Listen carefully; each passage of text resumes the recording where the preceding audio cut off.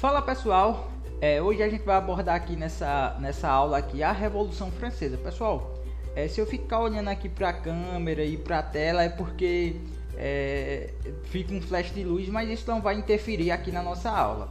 A gente vai abordar hoje a Revolução Francesa. Vai ser uma aula bem tranquila, cheia de referências, né, que a gente vai compreender algumas relações, o meio social daquela época, como se deu essa revolução. Então é algo muito importante. Isso atribui muito aqui dentro do Brasil em algumas revoluções, como em outras lá fora também. Mas o importante inicialmente que a gente tem que destacar é que para a história isso foi um marco, porque a gente pode considerar isso uma divisão, né, uma divisão da história moderna, né, para a história contemporânea, ou seja, a história atual.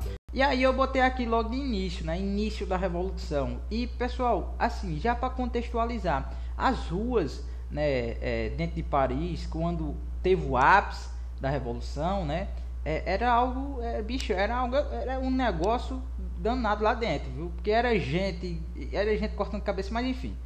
Eu botei aqui, ó, o início da Revolução foi o ciclo revolucionário que aconteceu na França em 1789 e 1799 e marcou o fim do absolutismo nesse país. Essa revolução, além do seu caráter burguês, teve uma grande participação popular e atingiu um grande grau de radicalismo, uma vez que a situação do povo francês era precária em virtude da crise que o país enfrentava.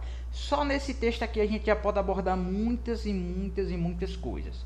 Olha, lembrando que em 1789, a França, o sistema de governo da França ainda era um sistema absolutista. Professor, então quer dizer que naquele contexto ainda tinha reis? Tinha.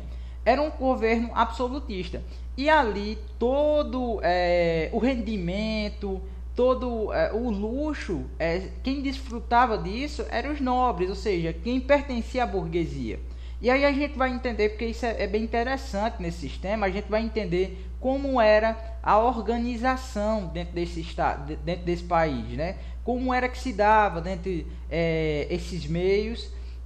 Mas outro ponto aqui importante é a participação da população, porque a população francesa era composta por 99% de mercadores e civis, né? O restante era clero e nobreza. Então isso já dá um norte para a gente entender como é que se deu todo o envolvimento, né, da revolução, no início da revolução.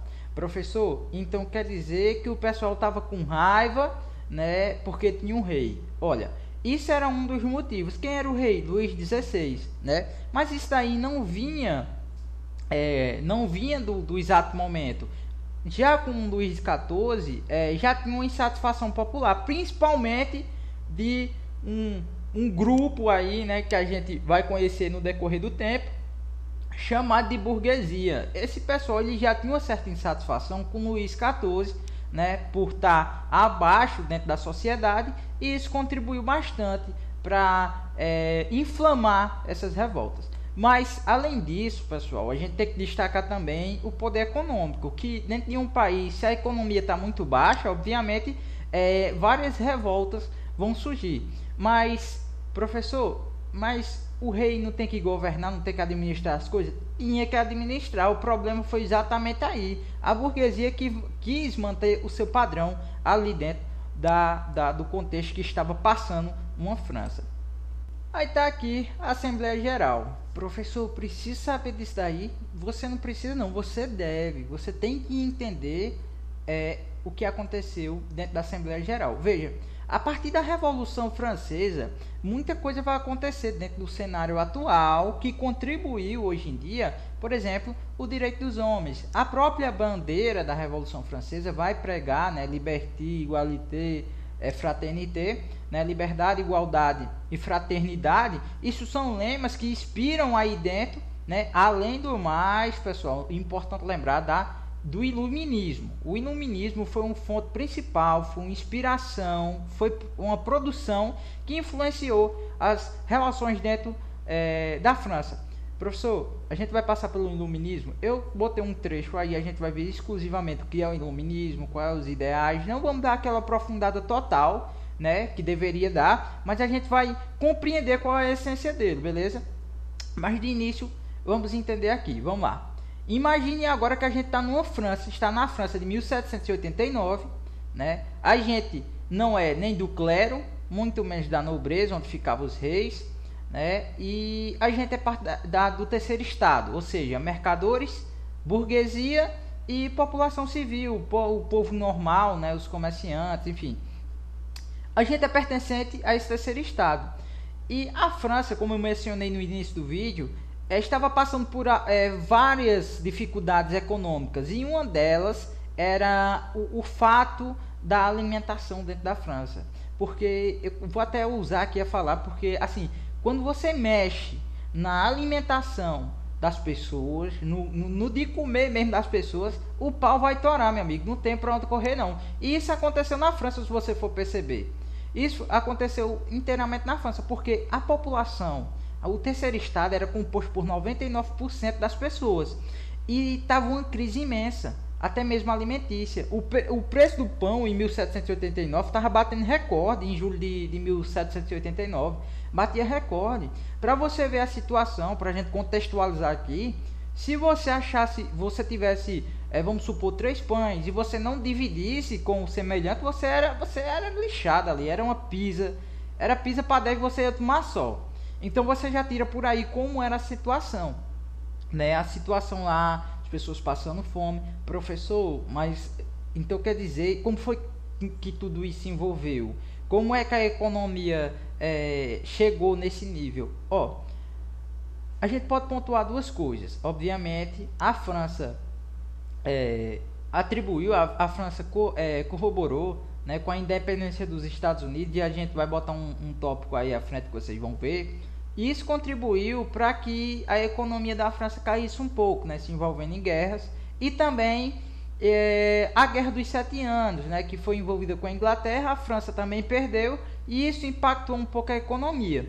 Se a gente for pegar uma França de 1789, a gente vai ver uma certa noção de que a França estava um pouco atrasada em relação às outras potências existentes ali, né?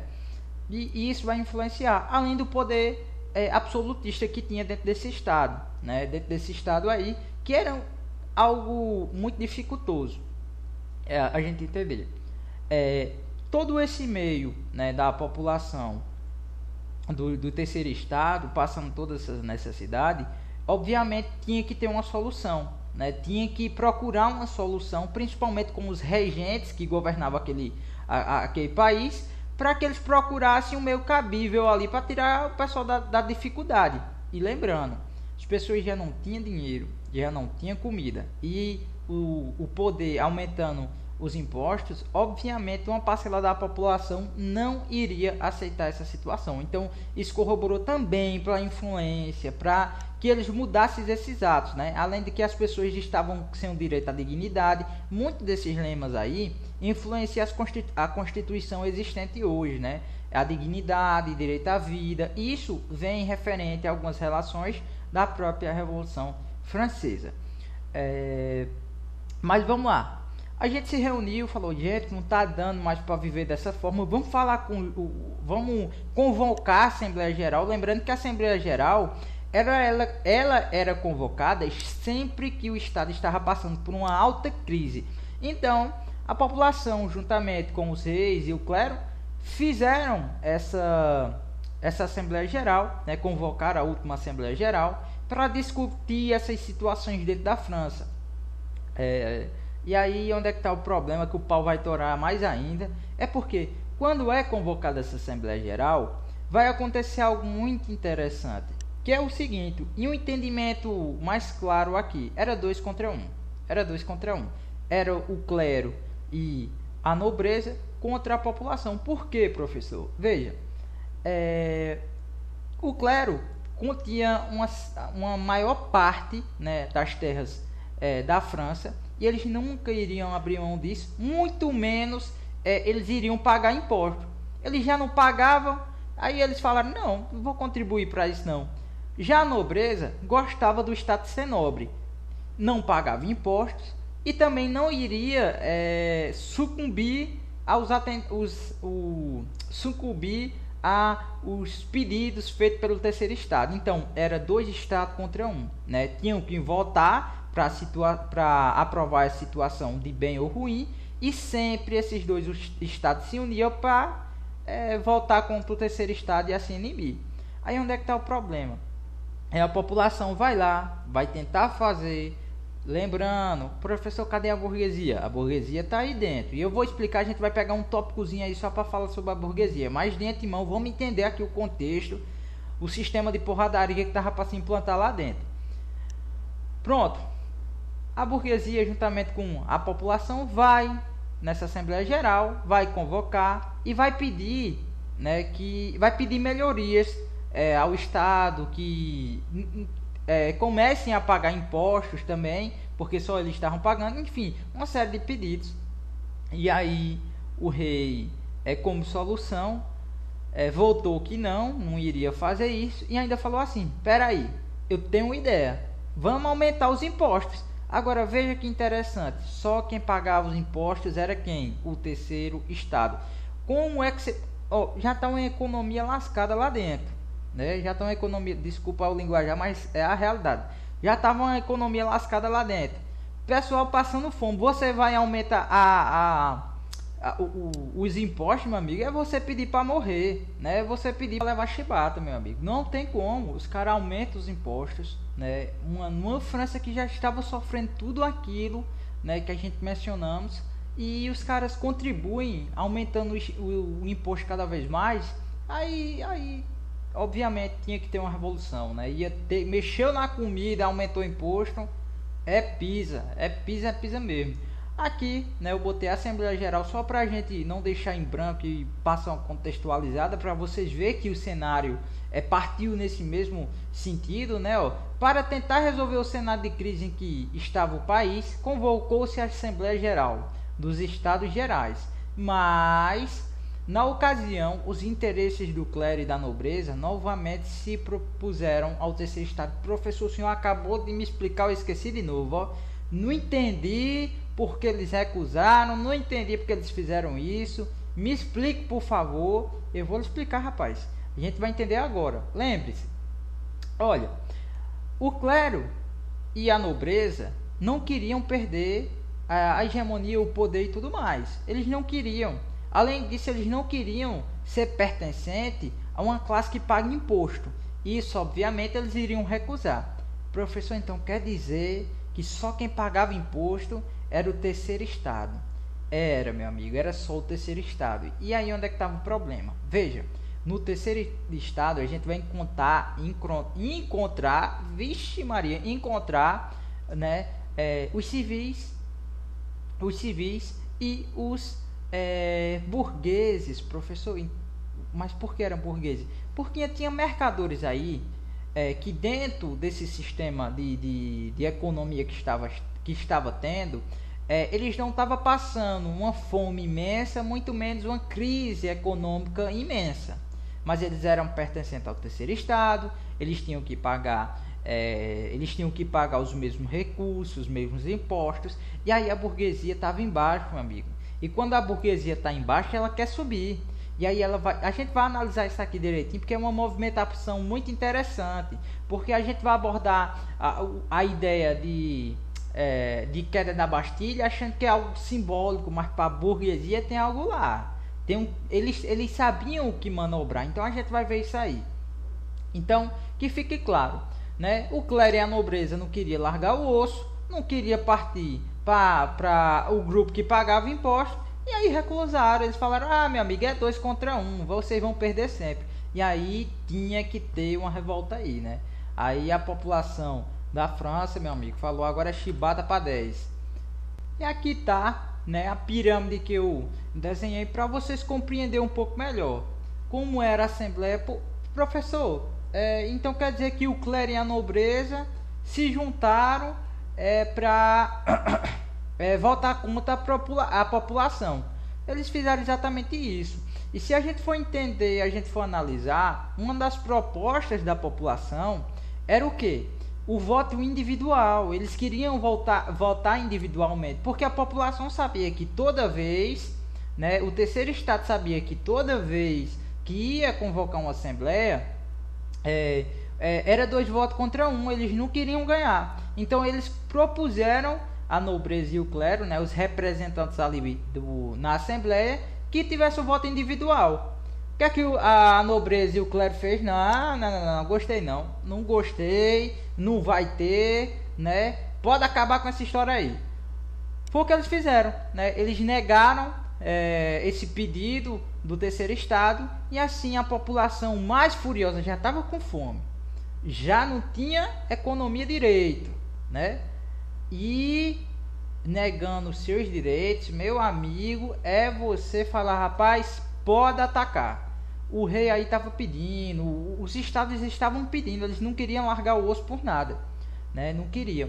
E aí a burguesia é esperta, ela sabia que a parcela existente dentro do país era maior no terceiro estado.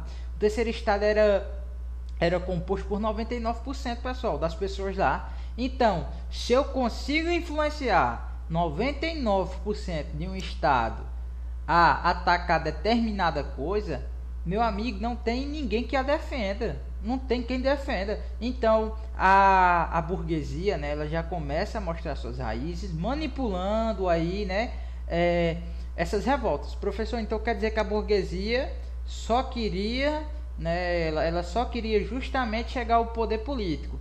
Você acertou. Ela estava manipulando algumas ocasiões ali para chegar no poder político, nesse controle político, porque tudo que a burguesia não queria era estar embaixo, né? Lembrando que a burguesia bota o rei lá em cima, ela decai, depois ela quer o poder de novo, minha gente. Então, ela faz toda essa movimentação. Pronto, entendido isso, a gente vai ver os 3 pilares aí, né, dessa pirâmide, que está o clero aqui. O clero, ele tinha quase 1%, não, 1% não, 1/3 das terras dentro de Paris, que eram muitas mesmo, né? E o clero obtinha, também estava isento de impostos e também podia cobrar impostos das pessoas.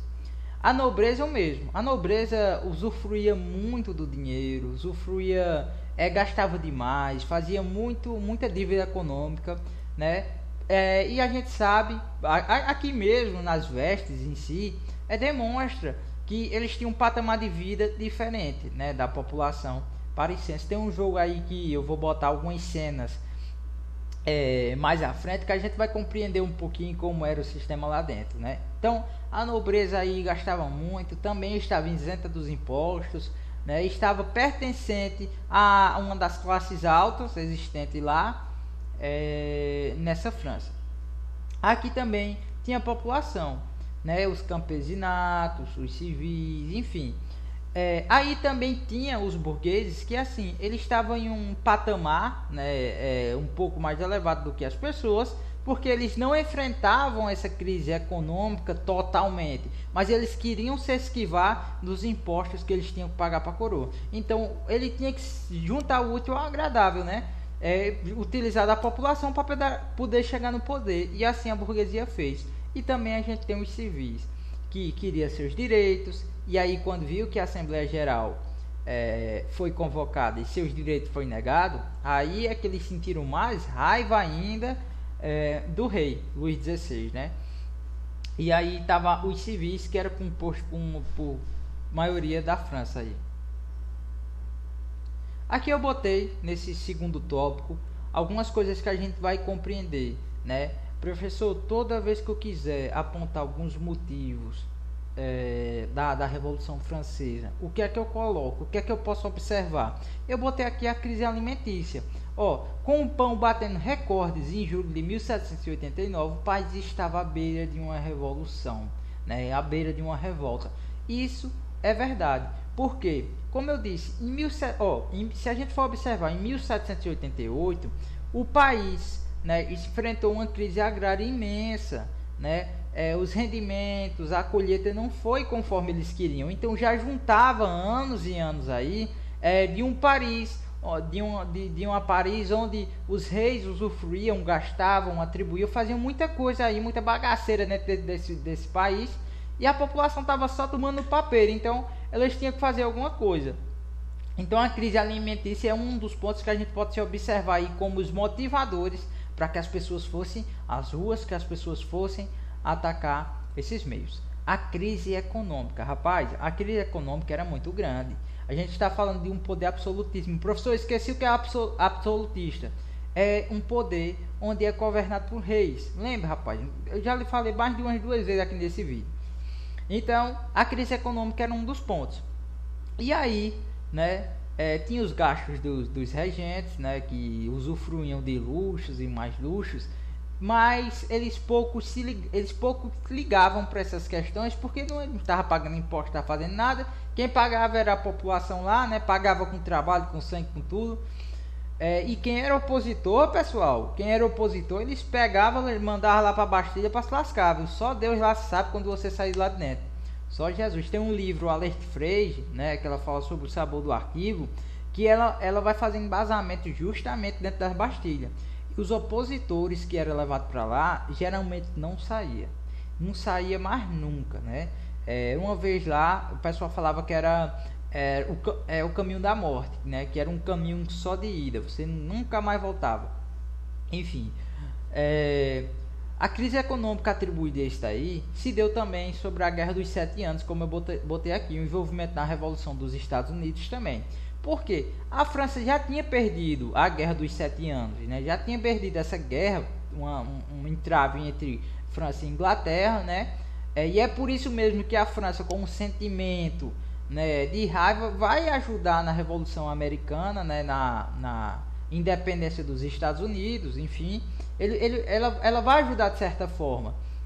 E tudo isso daí tem um gasto, né, envolvimento em guerra, e o país ele tinha que se desenvolver. Então eles não estavam aplicando a economia correta dentro da própria Paris, e isso cada vez mais aumentava a inflação lá dentro, porque eles aumentavam impostos, né, das classes do terceiro estado, aumentavam impostos, cobravam sobre terras que tinham. Se você era um dono de terra pertencente lá, um campesinado que tinha terra, você tinha que pagar um imposto sobre outras coisas e um imposto da terra. Caso você não pagasse, você perdia. Então isso foi um dos pontos também que dá para analisar. Os altos gastos pela nobreza, os altos gastos em construções e monumentos, né, que a nobreza fazia, em referências a eles, né, atribuições como estátuas, monumentos, igrejas que foi feita. Teve uma por Luís XVI, teve uma compra que ele fez aí, que foi uma coroa, né, uma coroa que era uma coroa de Jesus Cristo, um negócio assim, que ele comprou, né, pagou milhões nesse negócio aí, né? E foi um gasto absurdo, e isso tudo por conta de luxo, né?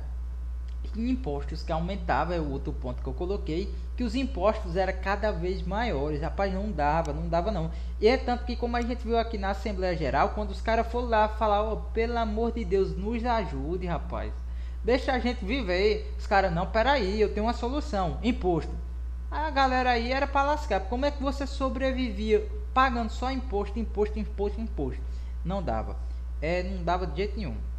Eu vou voltar aqui rapidamente, né, pra gente entender. Não, vamos seguir. Eu cliquei aqui errado. Então, esse é um dos pontos, né? Botei esse mundo aqui porque essas revoltas, tanto a crise econômica como a crise alimentícia, a gente também pode associar aqui no Brasil. A gente pode fazer algumas associações aqui no Brasil e a gente vai ver isso mais à frente. Pronto, acabei de falar. A influência no Brasil, professor, essa revolta influenciou em que aqui no Brasil? Porque não era a França, como é que eles influenciariam aqui no Brasil? Eles vieram pra cá, vieram lutando de lá pra cá, nem veio de lá pra cá, nem nada. Se acalma aí. 1789. O que é que teve em 1789? Eu não sei. Professor, não sei de jeito nenhum, não lembro. Aqui dentro do Brasil teve a Inconfidência Mineira, né? Que a Inconfidência Mineira, ela também tinha um espíritozinho, né, nos ideais iluministas. Ela também tinha um espíritozinho inspirado nas revoluções francesas, que já estava acontecendo. Professor, é verdade, rapaz. Vá procurar que você vai ver. Então, teve essas influências. Quer saber outra? A revolta de 1817 aqui em Pernambuco. Professor, o que é que aconteceu aí? O sentimento iluminista envolvendo em 1817 também é inspirado nos ideais produzidos pela Revolução, né, Francesa. É tanto a presença da maçonaria nessa revolta é incrível, né? Ela vai pregar esses ideais: liberdade, igualdade, fraternidade. A maçonaria vai influenciar essas coisas. Além do mais, que a gente tem que entender que a Revolução Francesa, essa revolta, esse sentimento, depois de sua conclusão, né, quando eles vão atacar os reis e o clero, eles têm o ideal de que eles têm que eliminar os poderes absolutistas. Eles queriam implantar uma república. Então eles começam a dificultar, eles começam a querer dissolver, né,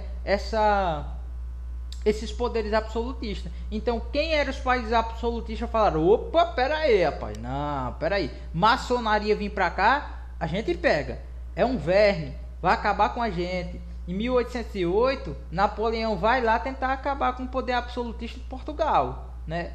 Que era um dos ideais que ele queria, liberdade aí para algumas coisas.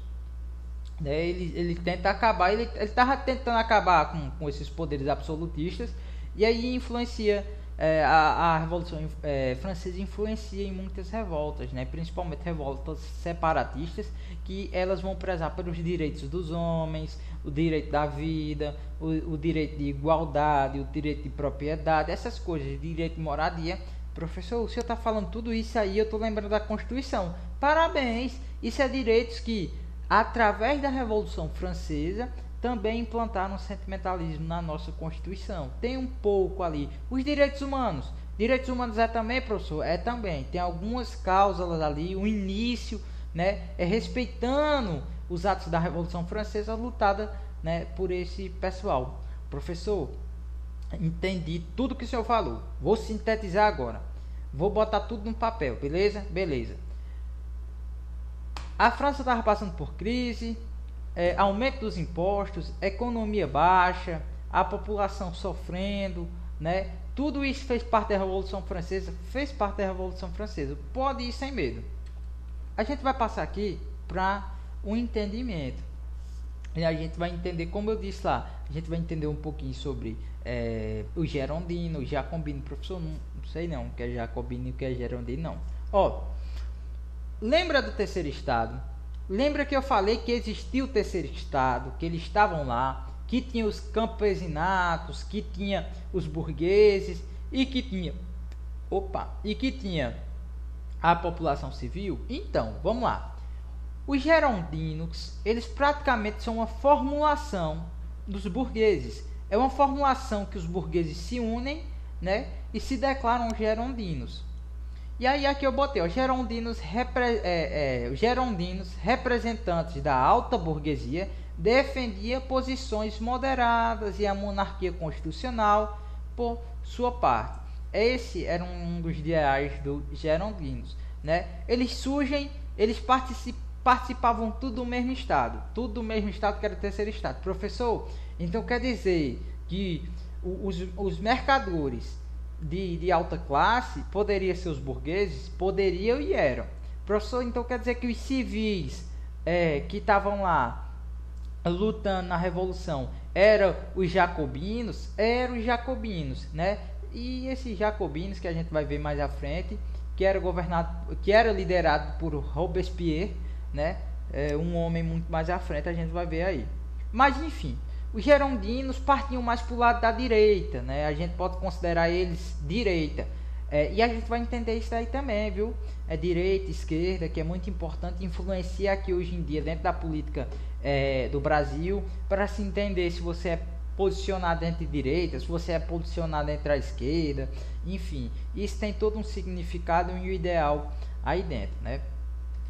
Aqui eu botei jacobinos, né? Saiu aqui um errinho ortográfico aqui, mas não tem problema nenhum não. Mas vamos embora, né? Os jacobinos, como eu falei, partiriam mais de uma ideia extremista naquela época, né? Eles queriam tudo resolver na base da porrada mesmo.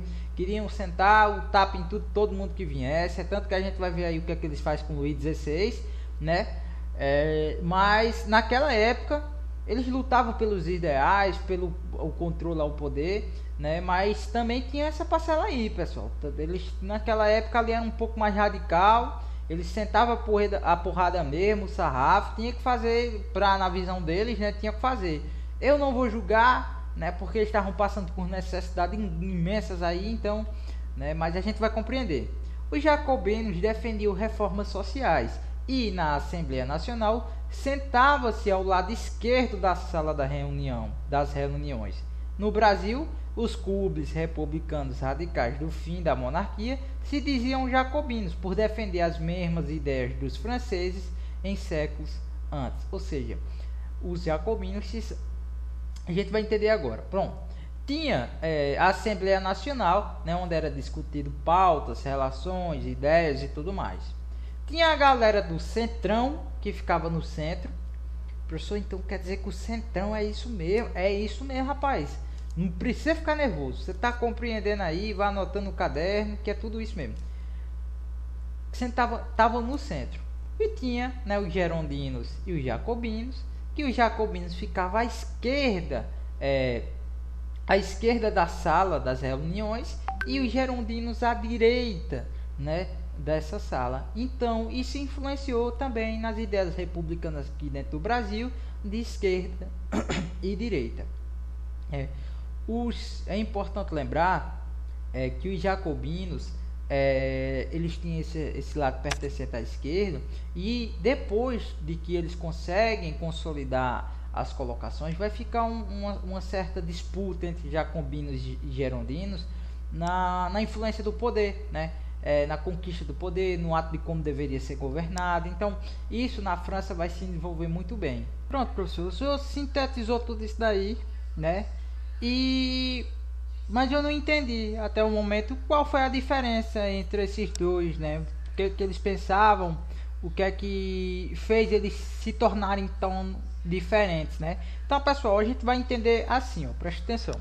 Bom, vamos lá. Os gerondinos aqui, eles queriam mais liberdade econômica, né? Eles queriam lutar por uma liberdade econômica, porque o foco deles era mesmo o entendimento do capitalismo, né? Eles queriam implantar, mas eles tinham sentimentos mais conservadores. Ou seja, veja que nas falas, quando eu falo que eles não queriam matar Luís XVI e tudo mais, quando ele é capturado, o que é que vai acontecer? Eles estão são mais conservadores, não querem mudanças drásticas, porque eles já acham que já foram, tudo que aconteceu ali dentro já tá bom, né? Eles já têm a liberdade política, eles já têm a liberdade econômica, e aí para eles querem manter isso porque era o ideal burguês, era o ideal burguês fazer isso.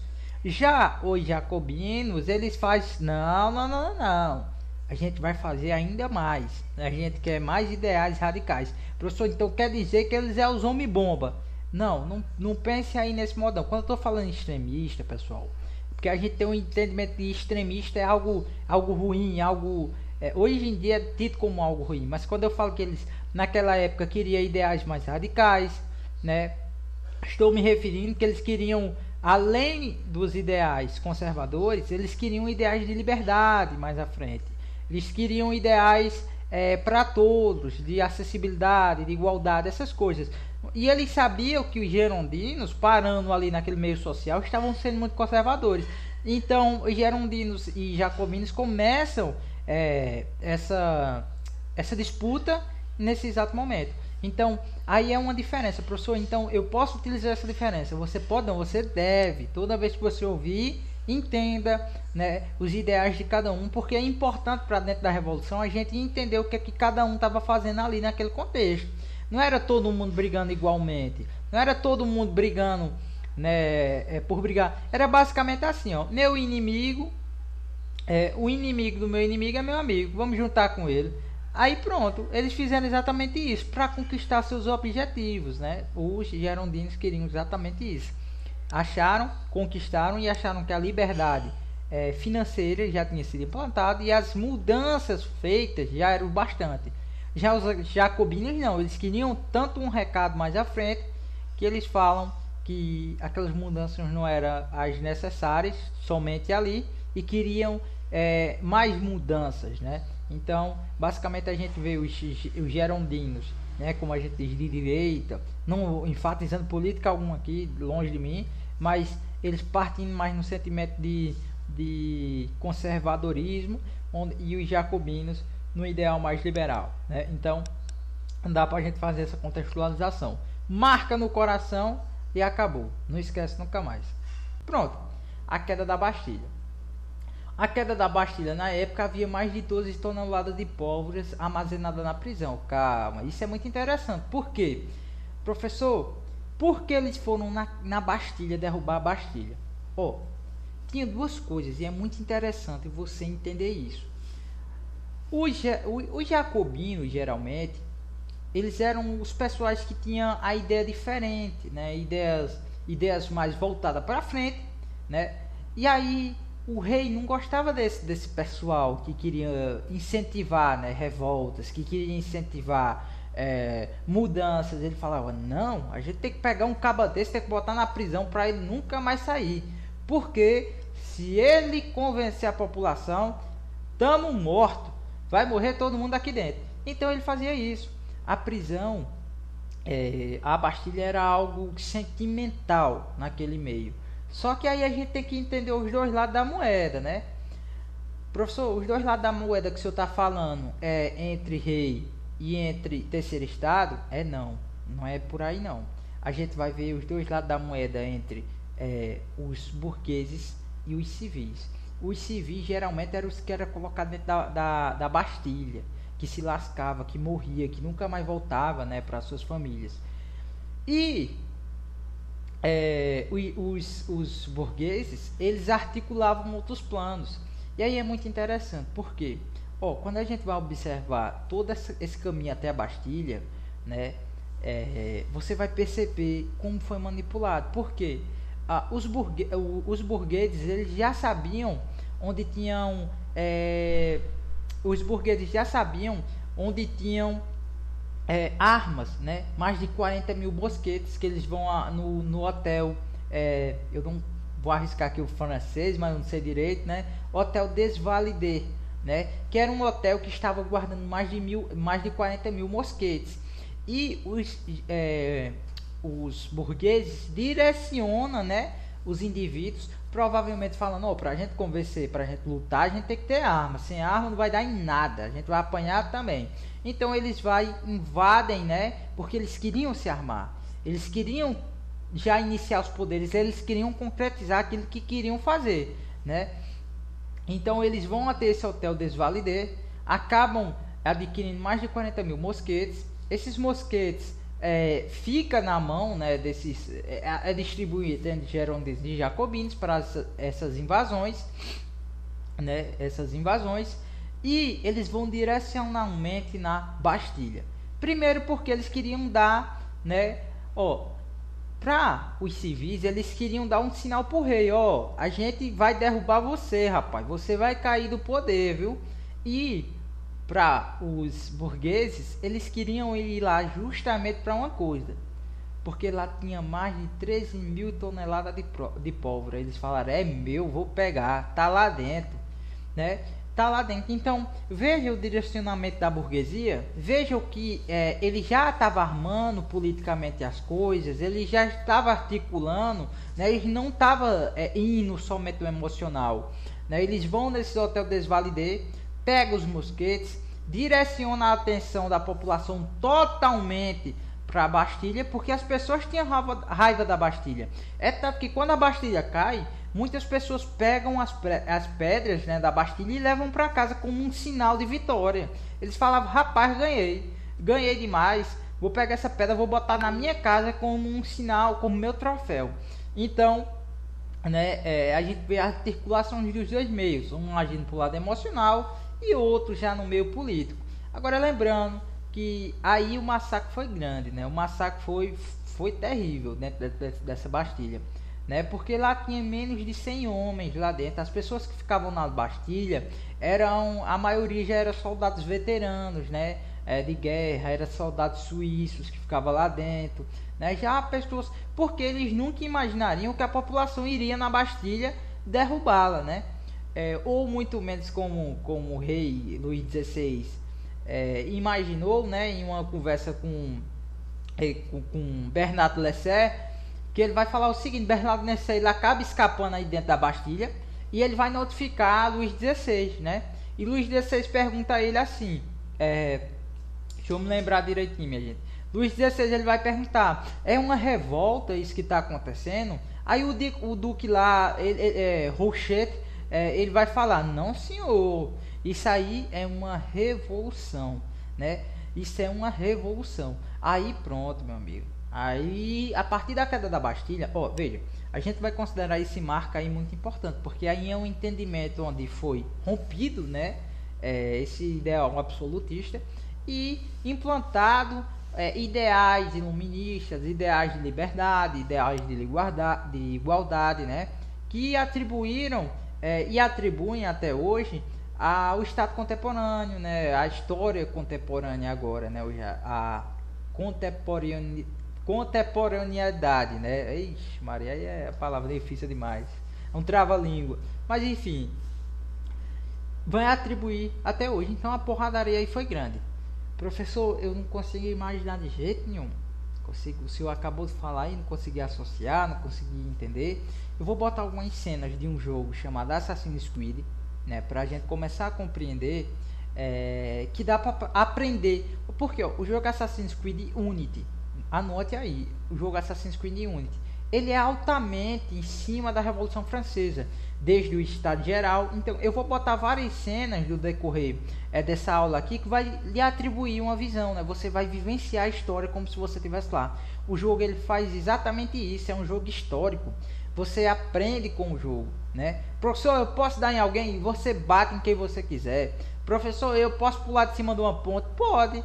Professor, eu posso segurar a bandeira e sair no meio da rua gritando? Pode. Lá dentro você vai articular a Revolução Francesa. Você vai entender, né? Entender como foi a Revolução Francesa. Lá dentro também você vai entender, né? Como se deu a Assembleia Geral, toda essa contextualização, né? Que a gente fez nessa aula. Você vai ver. Lá tem muitas características que a gente vai abordar um pouco mais sobre ela. Então, a queda da Bastilha foi um marco, né? E aí, quando a Bastilha cai, o pessoal endoida. Aí, a nobreza fala: ferrou, agora é Pisa, vai apanhar todo mundo, vai todo mundo morrer, né? A gente vai se lascar num nível aqui que ninguém estava esperando esse nível, não. Então, muitas pessoas, muitos nobres, observando que deu um problema imenso para eles, né? Que eles agora iam levar uma chibatada, uns tapas bem dados. Eles falam: vamos fugir, rapaz, vamos fugir, vamos sair daqui, vamos correr, vamos para algum lugar, né? E aí eles começam a fugir para lugares próximos, como a Áustria, né? Lugares que eles podiam fugir ali, que ainda tinha poderes absolutistas, que ainda tinha um governo. Professor, o Brasil vai se tornar um poder absolutista? Por um tempo ele tinha, né? Por um tempo ele tinha um poder absolutista aí. Mas aqui a contextualização agora é a queda da Bastilha, certo? Então pronto. Muitos nobres acabam fugindo, né? Luís XVI já entendeu o recado. A burguesia estava altamente armada. Conseguiram adentrar a Bastilha. Conseguiram se armar com os mosquetes e agora ter munição para esses mosquetes. Então veja, um lado sentimental e um lado estratégico. A burguesia queria a todo custo chegar ao controle da política, porque eles não queriam ficar mais embaixo, né? E é muito interessante isso daí, porque nas articulações burguesas, quando você vai ver, eles chegam a um poder, né? Mas eles vão fazer algo que é utilizado até hoje pelo sistema burguês aqui dentro do Brasil, que é o seguinte: eles se escondem, né? A verdadeira burguesia, ela nunca mais apareceu. A verdadeira burguesia, ela se usou a capinha do Harry Potter, ficou invisível. E aí ela vai botar alguém para a população botar a culpa. Agora, se você fazer uma sintetização hoje, você não sabe quem é a burguesia dentro do Brasil. Você não sabe a burguesia quem é fora do Brasil. Tem que ter uma análise minuciosa. Quando você acha que alguém, não é. Você acha que o verdadeiro poder vem do presidente. O presidente é uma figurinha lá dentro. O presidente é uma figura e ele vai, ó, se a burguesia quiser tirar, tira. Se a burguesia quiser manter, vai manter. Aí na Revolução Francesa a gente vai ver que os ideais, e Napoleão vai saber trabalhar muito bem com isso aí, viu? Ele vai saber jogar o jogo, ele vai saber ser moldável, né? Ele vai saber onde a hora exata onde ele tem que jogar, né? E ele vai dar mais uma facadinha aí mais à frente, mas isso é um assunto para mais para frente, né? E aí eu botei aqui morte de Luís XVI. Também vou colocar uma das cenas do jogo onde você vai vivenciar a morte de Luís XVI, né? Porque Luís XVI ele era intitulado como frouxo, né? De certa forma, né? Mas Luís XVI ele acabou não tendo um pulso firme naquela ocasião e acabou tentando fugir, né? Ele falou: vai dar merda, vou ser capturado, é melhor fugir, vou pra toca. Não deu certo, meu amigo, porque o que o pessoal, principalmente os jacobinos, queria era pegar esse homem.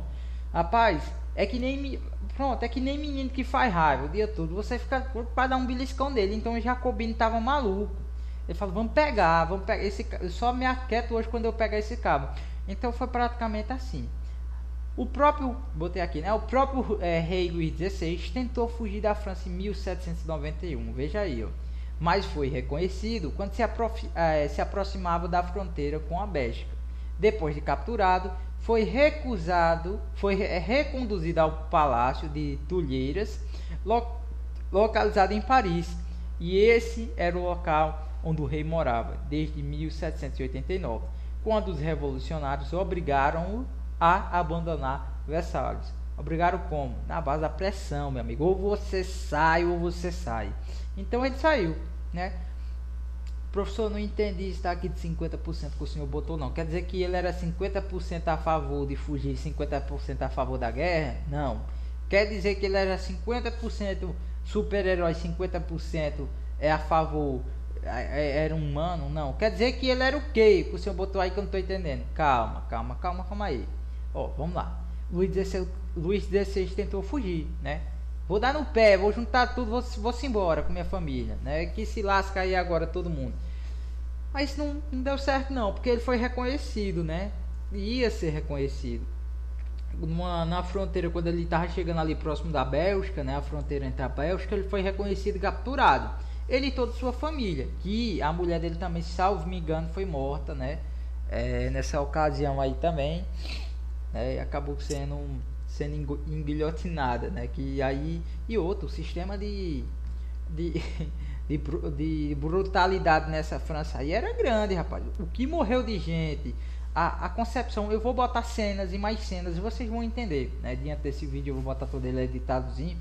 Dentro dessa França, o contexto era de pessoas decapitadas, era corpos sendo queimados, né? Explosões, invasões, né? Invasões principalmente a aristocratas, né? A casa de aristocratas. Esses aristocratas geralmente eram mortos, eram decapitados, com os corpos expostos na rua. As pessoas utilizavam sua cabeça como um sinal de vitória, né? Então Luís XVI, percebendo que tudo isso estava acontecendo, ele já identificava que se ele fosse pego, algo iria acontecer com ele semelhante, né? Ele acreditaria que ele iria ser decapitado. Professor, mas como ele fugiu e aí ele foi capturado, então ele ficou preso. Ele imaginou as coisas tudo errado, né? Imaginou não, rapaz. Ele sabia que ele ia ser feito dessa forma e foi. E aí começou um entrave, olha aí. Veja que já eram opiniões diferentes entre os burgueses e os jacobinos, né? Girondinos e jacobinos. Os jacobinos ou girondinos falaram: não, ó, peraí, não vamos matar ele não. Vamos deixar ele aí. Vamos ver o que a gente vai resolver fazer com ele. Não vamos decapitar, matar o homem, não. Os jacobinos: não vem não. A gente vai botar ele na guilhotina. A gente vai sentar, vai matar ele. Não tem pra onde correr não. Professor, então o senhor está dizendo que os girondinos, eles eram mais pacíficos, eles eram mais amorosos. A gente tem que compreender, era tudo parte de estratégias, né? Era mais vantajoso para eles manter, né, o rei absolutista ali vivo do que morto. Já para os jacobinos, eles estavam no estado extremista, né? Eles queriam matar mesmo. Não, a gente vai botar como exemplo, né? A gente vai botar exemplos para países verem que a monarquia, o poder absolutista não vai mais funcionar dentro desse mundo aqui, não vai mais funcionar não. Então eles queriam botar como exemplo, né? Eles estavam na base, né, da chibata mesmo, eles estavam revoltados e com fome, né? Então isso revoltou, né? Isso fez todo um sistema. Então teve esse impasse. Então 50% queria matar, 50% queria manter vivo. Que foi que aconteceu? Luís XVI acabou sendo guilhotinado, né? A execução do Luís XVI. Se você botar, esqueci de botar algumas imagens aqui, Luís XVI ele foi morto, né? Decapitado. Sua mulher também foi morta e decapitada, né? E assim marcou o início, né? Ali um sentimentalismo da queda da monarquia, iniciando que as populações tinham seus direitos, né? Tinham seus deveres, né? Mas tinha que ser uma política focada para o povo. E agora é um modo mais sério, né? A gente entender. Era uma política focada para os direitos humanos, uma política focada pela igualdade, né? E isso vem atribuído ao sentimento iluminista. Então é muito positivo a gente entender isso, porque isso atribui em várias revoltas, como eu disse, nas revoltas de 1789 aqui no Brasil, a Inconfidência Mineira, né? Em revoltas como a de 1817 aqui em Pernambuco, a de 1824 aqui em Pernambuco, né? Onde surge o poder moderador, e Pernambuco, influenciado pelos ideais iluministas, não queria mais, né? Não, porque aqui no Brasil ainda existia um sistema, né? Se a gente for colocar num entendimento absolutista, né? A Assembleia em si, ela não tinha tanto poder aqui no Brasil, né? Então esses ideais, né? Os ideais que procuravam, né? E hoje a gente tem que agradecer. Hoje a gente tem que agradecer que, se existe democracia, é porque teve essa iniciativa, né? Teve essa revolta. E essa revolta que influenciou até mesmo a Revolução Americana. Professor, o senhor está dizendo um negócio desse, professor? A Revolução Americana, a Revolução Inglesa, essas coisas vinham tudo antes, professor. Como é que pode? Não! O sentimento já era existente, pessoal. Isso já era um sentimento já existente. O poder monárquico, o poder absolutista era cruel, se a gente for parar para ver, né? O único que recebia privilégios ali, ou você era da igreja, ou você era um nobre, pertencente a uma família nobre, senão você estava lascado, você não ia comer nada, você ia morrer de fome. Foi o que aconteceu no contexto da Revolução Francesa. E diante disso, muito mais coisas, né? Muito mais coisas. Pessoal, vejam vídeos, né, interativos sobre isso. Vejam referências. O professor gosta de ler, gosta de entender lendo, né? Então veja leituras, né? Esse Sabor do Arquivo de Alert Freire é um livro muito bom, que ele também ele é baseado na Revolução Francesa, né, no contexto da Revolução Francesa, onde vai se dizer ali sobre as pessoas que iam para a Bastilha, nunca mais voltavam, que os carcereiros da Bastilha matavam esses indivíduos, que eles serviam como lição, né, para que ideais liberais, ideais de liberdade não surgissem naquele contexto, porque para o clero e a nobreza estava favorável, eles eram isentos de impostos. Então tudo isso atribuía, né, atribuía a esse sistema. Então eles pegavam as pessoas, colocavam lá, né, na Bastilha. Então Alert Freire vai trabalhar em cima disso, né? Arquivos que eles modificavam, dizendo por que botaram lá, colocando a população do terceiro estado como bandidos sociais, e a gente pode utilizar o termo bandidismo sociais, né? Falando que eles roubavam, falando que eles viviam um caos, mas tudo isso estava relacionado à economia e à crise alimentícia. Então as pessoas ou faziam aquilo ou morriam de fome, ou faziam aquilo ou morriam de fome. E um dos sentimentos dela foi lutar contra a revolta. Era como se eles falassem: eu já não tenho mais nada para perder mesmo, já não tenho mais nada para perder, vou ver se consigo. E aí, esse sentimento de revolta foi, né? Teve influência da burguesia? Teve, porque a burguesia foi muito esperta, movimentando as massas para poder retomar o poder novamente. Mas de certa forma contribuiu, né? Mesmo utilizando desse meio para pautas como a liberdade, pautas sobre os direitos humanos, né? E influenciando em revoltas, influenciando em acontecimentos, né? Então isso foi muito importante. Eu vou botar alguns trechos dos vídeos, né? Alguns trechos de vídeo aí sobre a Revolução Francesa, né? Sobre o jogo Assassin's Creed, que é muito interessante. Mas de antemão é isso aí, pessoal. Espero que vocês tenham entendido. Fala, pessoal. Aqui eu coloquei algumas cenas que eu joguei o jogo Assassin's Creed, né? Onde eu vou deixar decorrendo aí o vídeo, mas está abordando praticamente a reunião das Assembleias Gerais e consequentemente dá para ver Luís XVI ali conversando, né? E uma subdivisão de clero, nobreza e terceiro estado. Você consegue dar uma analisada aí no vídeo, né? Do lado praticamente da direita estavam o clero, à esquerda estava a nobreza, né? E os nobres lá à frente, e ali uma mesa compondo a votação. Então ficou, né, esses meios. Também a gente vai ver a queda da Bastilha, como é que se deu, as revoltas, né?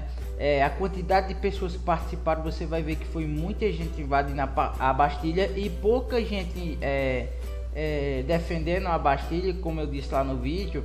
Eram soldados mais da velha guarda, já estavam ali como numa aposentadoria, e soldados suíços, né, que não tinham preparo ali para aquele momento, pois não imaginavam que iria decorrer. Então vou deixar vocês aí vendo essas cenas do jogo. Claro, todas as cenas que está aí foi produzida e jogada, né, na minha concepção, e como eu quis malear a história, se eu quis participar da Assembleia.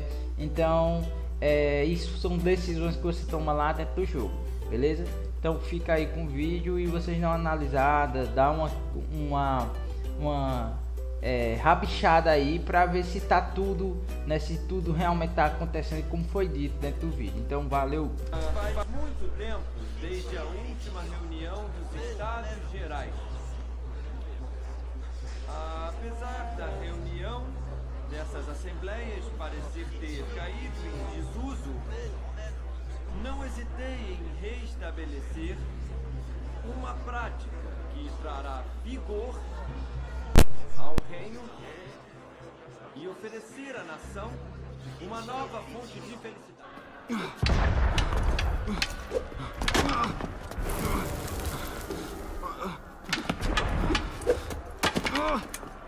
De novo. Ai, Concentre-se, pinguço. o que está acontecendo aqui? O povo está inquieto. Fica atento, podemos ter uma oportunidade em breve.